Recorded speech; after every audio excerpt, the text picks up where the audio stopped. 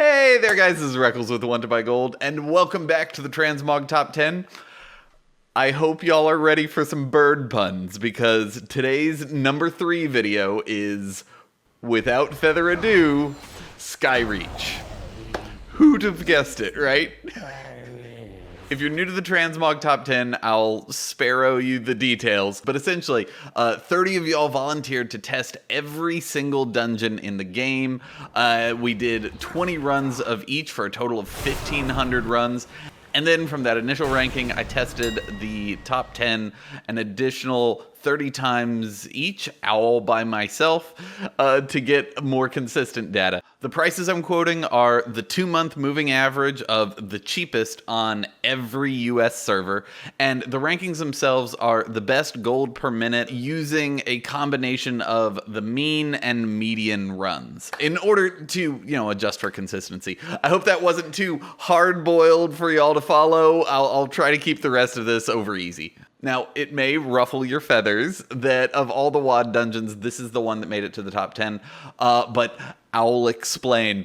The Everbloom dungeon on normal is really, really good density. It's some of the best in the game. But when it came time for the Valentine's Day lovely charm farming, all the guide makers just started raving about it, and Blizzard wasn't emused. They called foul play and nerfed it immediately so that none of the enemies in that dungeon drop anything.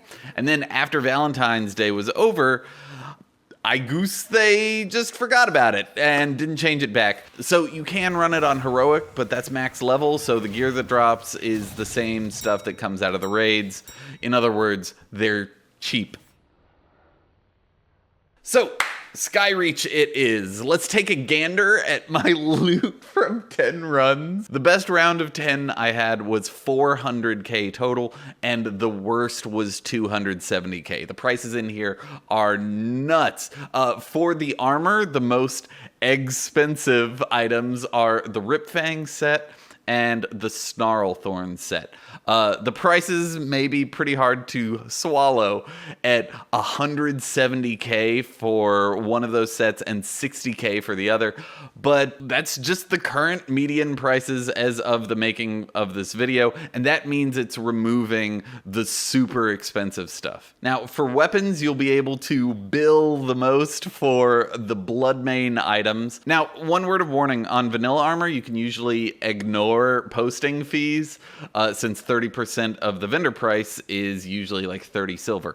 But on Warlords of Draenor items, posting fees are about 5 gold to 10 gold each. So make sure you have a little bit of a nest egg before you start posting these, and make sure to have a price floor in your auctioning operation. I'll link a video to how to set that up over here. For Horde, the closest flight path is Axfall, just to the south of the instance, and for Alliance, the closest as the crow flies is the Apexis Excavation.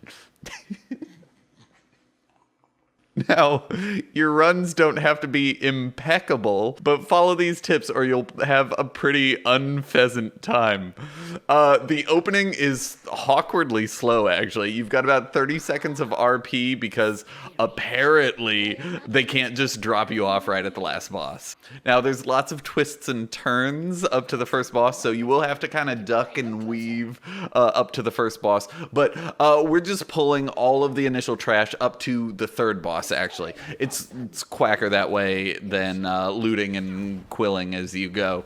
Since we are dragging, make sure to remove any auto AoE trinkets you may have or any Azerite armor, because that may be enough to accidentally kill them. And finally, the Solar Familiars do cast a blind whenever they die. It's not a big deal, but just make sure to turn away from them whenever you AoE a big pack. Even without Transmog, though, this dungeon is great. You'll get about 3,000 gold in just vendor trash, raw gold, and vendoring the boss drops at the end of the instance. Once you're on the third boss's platform, make sure to quill them all at the same time, or you're going to have some complications when they all start respawning. I know. That one was a little bit of ostrich.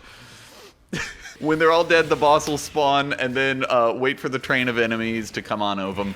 After they're down, make sure to check for that one last whirling dervish. He's a big slow pulk. God damn it.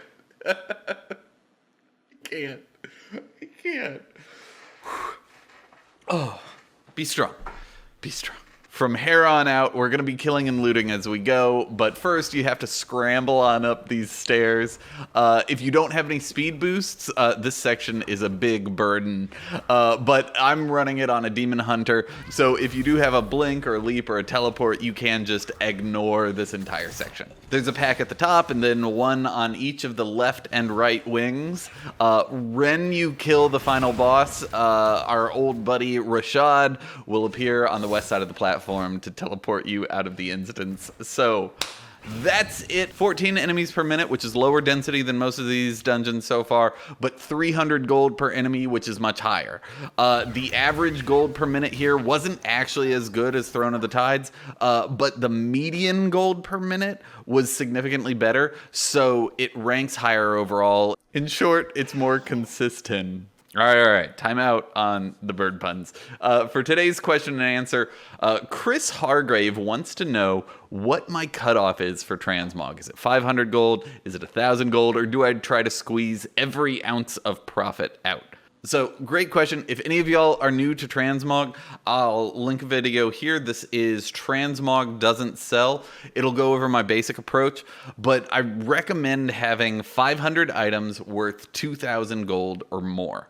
Now, my personal minimum here is about 2,000 gold region historical. On my high pop, that means each of those items is going to be worth 500 gold, and on my low pop, it means each of those items is going to be worth 5,000 gold. So that's what I'm posting at right now because I'm testing every item I've looted during the Transmog Top 10 to give y'all accurate results by expansion at the end. I've got about 4,000 items up, but that is just way too much for me at least. I found out that my personal preference is that anything over 800 starts to feel like a chore. So when you're just starting out, just sell everything. Don't worry about it. Like, it's fine. Just get to 500 items. You want enough volume so you can get consistent sales in. But once you build up that initial inventory from, a couple different level ranges, you'll very quickly have more stock than you feel comfortable with. So then just go ahead and trim down. Transmog isn't a static market. You don't need to post absolutely everything over a certain threshold. Go ahead and raise your minimum up to 2,000 gold and then get on back to farming. Once you have too many at that point for your own personal comfort level, go ahead and trim down again. Raise your minimum up to 5K, and then 10K.